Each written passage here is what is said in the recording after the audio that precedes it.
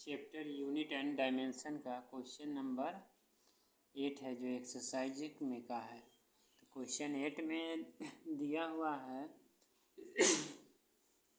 You are given a threads and a metre scale. और आपको है ना एक मतलब थ्रेड दिया हुआ है, धागा, और मीटर स्केल।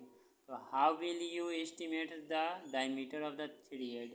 कहने का मतलब है ये धागे जो होते हैं उसके डायमीटर आप कैसे एस्टिमेट कर सकते हैं, ठीक है। यानी धागे का डायमीटर बतलाना है। तो देखिए कहने का मतलब क्वेश्चन में दिया हुआ मीटर स्केल। मान लिया सपोज डेट में ये है मीटर स्केल, पेन जो है, पेन को सपोज डेट में ले लिए, और एक प्रैक्टिकल के तौर पे है ये एक धागा है।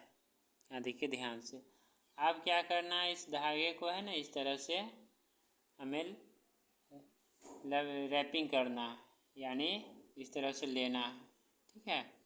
और ये देख रहे हैं ये निकट निकट में होने चाहिए, और इसके तो कहने का मतलब इसका डिवीज़न जो पार्ट्स होगा ना ये बहुत हो जाएगा, ठीक है। तो डिवीज़न पार्ट्स जो है ये बहुत हो जाएगा, तो इसके लिए हम क्या लिख सकते हैं, एस्टिमेट्स कर सकते हैं। यानी थ्रेड का करा है कैसे मतलब निकाल सकते हैं। तो यहाँ हम लिख सकते हैं इसका जो निकालना होगा एकदम सटीक है, thread by number of turns. यानी क्या निकालना है, तो number of turns, number of turns हो गया, फर्स्ट का हो गया। सेकेंड में है इसी तरह दिया हुआ है, screw goes as pitch of 1 millimetres and 200 divisions on the circular scale, ठीक है। Do you think it is possible to arbitrarily increase the accuracy of the screw gauge by increasing the number of divisions on the circular scale। यानी इसमें पूछा जा रहा है कि आप इसको number of increasing number of circular divisions कर सकते हैं सर्कुलर स्केल के फॉर्म में, यस नो में आंसर देना है। तो देखिए यहाँ पर क्या करना है, यानी क्वेश्चन है ये पिच जो 1 मिलीमीटर्स के तौर पे है, और इसको कितना करना है 200 डिविजन्स में। तो वो यहाँ पर हम लिख देंगे, यानी पिच, ठीक है, by number of division of circular scale. यानी ये सिंपल सी बनाने का तरीका है, पिच यहाँ देखिए, और इसके बाद है number of division of on circular scale. तो नंबर ऑफ डिवीजन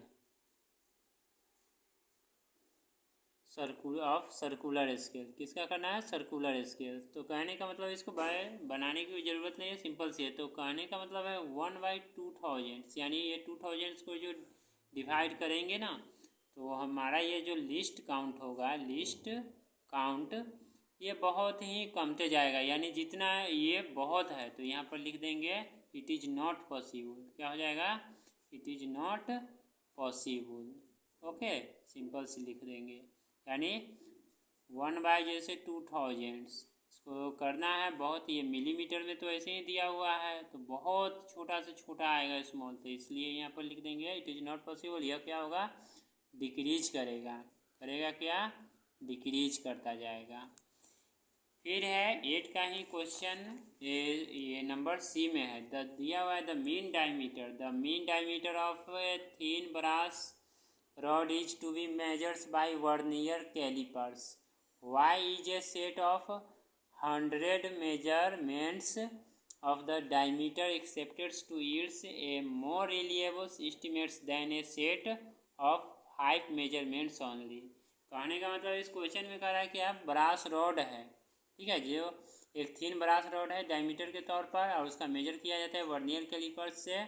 तो बतला रहा है क्या, यह 100 मेजरमेंट्स हो सकता है डायमीटर के तौर पे, और यह 5 मेजरमेंट्स। तो कहने का मतलब है जितना डिवाइड करेंगे वह उतना छोटा होते जाएगा। तो यहाँ पर यानी छोटा होते गया यानी कम होते गया, ठीक है। तो सिंपल से इसका आंसर हम लिख देंगे टू रिड्यूस, का क्वेश्चन के अनुसार है Y is a set of 100 measurements to diameters accepted to yields more reliable। तो सीधे यानी ये डिवाइड हो रहा है, क्या हो रहा है, तो डिवाइड यानी बहुत बढ़ेगा, तो यहाँ बढ़ेगा तो क्या हो जाएगा, ये कमेगा, तो टू रिड्यूस क्या हो जाएगा, रिड्यूस, ठीक है।